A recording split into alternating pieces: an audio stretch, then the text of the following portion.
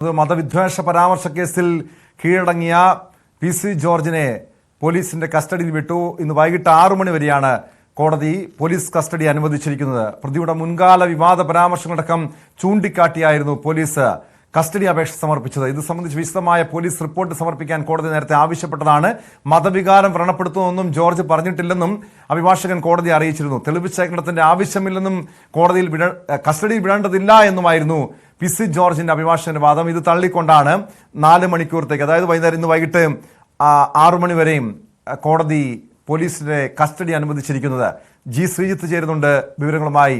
ശ്രീജിത്ത്, ഇന്ന് വൈകിട്ട് 6 മണി വരെയാണ് പോലീസിന്റെ കസ്റ്റഡിയിൽ പി.സി. ജോർജിനെ വിട്ടു നൽകിയിരിക്കുന്നത്. അതായത് എത്ര ദിവസത്തെ കസ്റ്റഡി അപേക്ഷയായിരുന്നു കോടതിയിൽ പോലീസ് സമർപ്പിച്ചത്?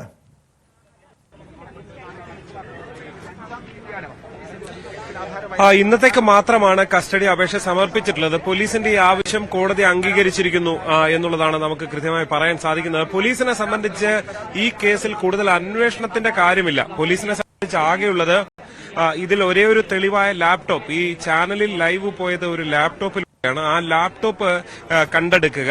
ആ ലാപ്ടോപ്പ് കണ്ടെടുത്ത ശേഷം പിന്നീടുള്ളത് പി.സി. ജോർജിന്റെ മൊഴി രേഖപ്പെടുത്തുക. എന്താണ് പി.സി. ജോർജിന് ഇക്കാര്യത്തിൽ പറയാനുള്ളത് എന്ന മൊഴി രേഖപ്പെടുത്തുക. ഈ മൊഴി രേഖപ്പെടുത്തി നടപടികൾ പൂർത്തിയാക്കുക എന്നത് മാത്രമാണ് പോലീസിനെ സംബന്ധിച്ച് ബാക്കിയുള്ളത് എന്നതാണ് നമുക്ക് ഉദ്യോഗസ്ഥരിൽ നിന്ന് അറിയാൻ സാധിച്ചത്. അതുകൊണ്ട് തന്നെ വളരെ ലളിതമായ നടപടിക്രമങ്ങളേ ഉള്ളൂ. അതുകൊണ്ട് തന്നെ ഇന്നത്തേക്ക് കുറച്ച് മണിക്കൂറുകൾ മാത്രം മതി. ഇന്ന് രാത്രിക്കുള്ളിൽ തിരിച്ച് പി.സി. ജോർജിനെ കോടതിയിൽ ഹാജരാക്കാമെന്നതോടാണ് പോലീസ് പ്രോസിക്യൂഷനൊക്കെ വാദിച്ചിരുന്നത്. അതേസമയം ജാമ്യം ആദ്യം തന്നെ വേണം എന്ന ആവശ്യം മുന്നോട്ട് വെച്ചിരുന്നു പി.സി. ജോർജിന്റെ അഭിഭാഷകൻ വാദിച്ചത് അത് തന്നെയാണ്. മതവിദ്വേഷ പ്രസംഗം ഒന്നും ഇക്കാര്യത്തിൽ ഉണ്ടായിട്ടില്ല.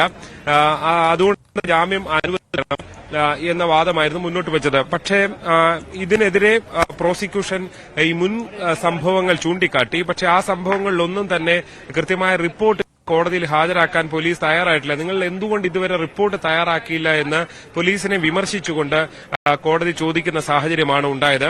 2 മണിവരെ അങ്ങനെ പോലീസിന് സമയം അനുവദിക്കുകയായിരുന്നു. അങ്ങനെ 2 മണിക്ക് കോടതി വീണ്ടും ചേർന്നപ്പോഴാണ് ഈ റിപ്പോർട്ടുകൾ പോലീസ് ഹാജരാക്കിയത്. തുടർന്നാണ് ഈ കേസ് പരിഗണിച്ച കോടതി വൈകുന്നേരം 6 മണി വരെ പോലീസിന്റെ ആവശ്യം പരിഗണിച്ചുകൊണ്ട് കസ്റ്റഡിയിൽ വിടാൻ തീരുമാനിച്ചത്. എന്തായാലും ഇന്ന് അതുവരെ കസ്റ്റഡിയിൽ വിടുന്നു എന്നുള്ളതിനപ്പുറത്തേക്ക് വൈകുന്നേരം 6 മണിക്ക് തിരികെ ഹാജരാക്കുമ്പോൾ ഈ ജാമ്യാപേക്ഷ പരിഗണിക്കാം എന്നും പറയുന്നു. പി.സി. ജോർജിന്റെ അഭിഭാഷകൻ ഇക്കാര്യം ആവശ്യപ്പെടുകയും ചെയ്തിരുന്നു. അതായത് ജാമ്യാപേക്ഷ കൂടി പരിഗണിക്കണം എന്നുള്ളത്. പക്ഷെ അത് 6 മണിക്ക് പരിഗണിക്കാം എന്ന നിലപാടാണ് ഈ കോടതി സ്വീകരിച്ചത്. എന്തായാലും ഒരു പരിധിവരെ പി.സി. ജോർജിനെ സംബന്ധിച്ച് ഇക്കാര്യത്തിൽ ആശ്വാസകരമായിട്ടുള്ളത് കൂടുതൽ ദിവസത്തെ കസ്റ്റഡിയൊന്നും പി.സി. ജോർജിന് വേണ്ടി പോലീസ് ആവശ്യപ്പെട്ടിട്ടില്ല. മണിക്കൂറുകളുടെ കസ്റ്റഡി മാത്രമാണ് ആവശ്യപ്പെട്ടിട്ടുള്ളത്. അതുകൊണ്ട് തന്നെ ഇനി കേസ് അന്വേഷണം തുടരാൻ കൂടുതൽ കാര്യങ്ങളില്ല, തെളിവെടുപ്പൊന്നും ഇനി നടത്തേണ്ടതില്ല എന്നുള്ളതുകൊണ്ട് തന്നെ അതായത് ഈ വേണമെങ്കിൽ ജാമ്യം അനുവദിക്കാം എന്ന നിലപാട് ഫലത്തിൽ പി.സി. ജോർജിന് വാദിക്കാൻ കഴിയും. ആ സാഹചര്യത്തിൽ ഗുണകരമായുള്ളത് പി.സി. ജോർജിന് വൈകുന്നേരം ജാമ്യാപേക്ഷ പരിഗണിക്കുമ്പോൾ ഇക്കാര്യങ്ങൾ ചൂണ്ടിക്കാട്ടാൻ കഴിയും. പക്ഷേ പി.സി. ജോർജ് സ്ഥിരമായി ഇത്തരം കുറ്റകൃത്യങ്ങൾ ചെയ്യുന്ന ആളാണ് എന്ന വാദമായിരിക്കും സ്വാഭാവികമായും പ്രോസിക്യൂഷൻ ആ ഘട്ടത്തിൽ ഉന്നയിക്കുക.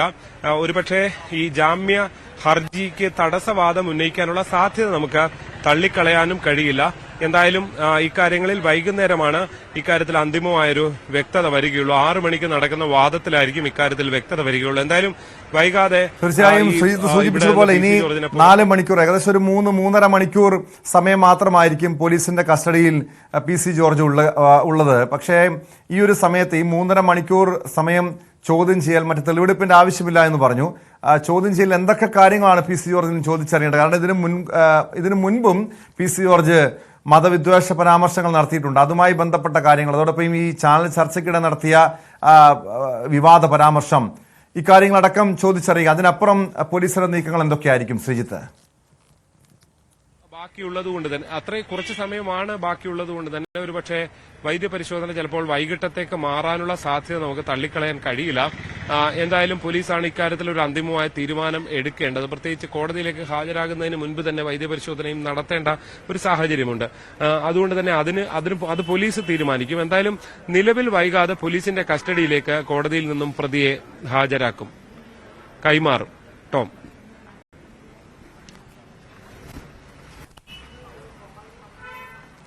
യെസ്, എന്തായാലും പി സി ജോർജ് ഇന്ന് വൈകിട്ട് 6 മണി വരെയാണ് പോലീസ് കസ്റ്റഡിയിൽ അനുവദിച്ചിരിക്കുന്നത്, കോടതി കസ്റ്റഡി അനുവദിച്ചിരിക്കുന്നത്. ഈ വൈകിട്ട് 6 മണിക്ക് പി സി ജോർജിനെ കോടതിയിൽ ഹാജരാക്കുമ്പോൾ പി സി ജോർജിന്റെ ജാമ്യാപേക്ഷ പരിഗണിക്കും എന്നാണ് കോടതി വ്യക്തമാക്കിയിരിക്കുന്നത്. ഇനി ഇത് 3.5 മണിക്കൂർ സമയം പി സി ജോർജിനെ പോലീസ് ചോദ്യം ചെയ്യും. മറ്റ് നടപടികൾ എന്തൊക്കെയായിരിക്കും? കാരണം തെളിവെടുപ്പിന് കേസുമായി ബന്ധപ്പെട്ട തെളിവെടുപ്പിന്റെ ആവശ്യമില്ലാത്തതുകൊണ്ട് തന്നെ വിശദമായ ചോദ്യം ചെയ്യൽ ജി ശ്രീജിത്തിലേക്ക് ഒരിക്കൽ കൂടി. ശ്രീജിത്ത്, എന്തായാലും വൈകിട്ട് 6 മണിക്ക് പി സി ജോർജിനെ കോടതിയിൽ ഹാജരാക്കുമ്പോൾ ജാമ്യാപേക്ഷ പരിഗണിക്കുന്നുണ്ട്. പോലീസിന്റെ നിലപാട് എന്തായിരിക്കും? കാരണം ജാമ്യാപേക്ഷയിൽ വളരെ വ്യക്തമായി, കാരണം ഇനി ഒരു തെളിവെടുപ്പിന്റെ ആവശ്യമില്ല. ചോദ്യം ചെയ്യലിൽ തന്നെ ശ്രീജിത്ത് നേരത്തെ സൂചിപ്പിച്ചതുപോലെ ഈ 4 മണിക്കൂറത്തെ അല്ലെങ്കിൽ 3.5 മണിക്കൂറത്തെ ചോദ്യം ചെയ്യലിൽ പോലീസിന് എല്ലാ കാര്യങ്ങളും ഇതുമായി ബന്ധപ്പെട്ട് കേസുമായി ബന്ധപ്പെട്ട് ചോദിച്ചറിയാൻ സാധിക്കും. അതുകൊണ്ട് തന്നെ പോലീസിന് ഈ പി സി ജോർജിന്റെ ജാമ്യാപേക്ഷയെ എതിർക്കാനുള്ള സാധ്യതയുണ്ടോ ശ്രീജിത്ത്?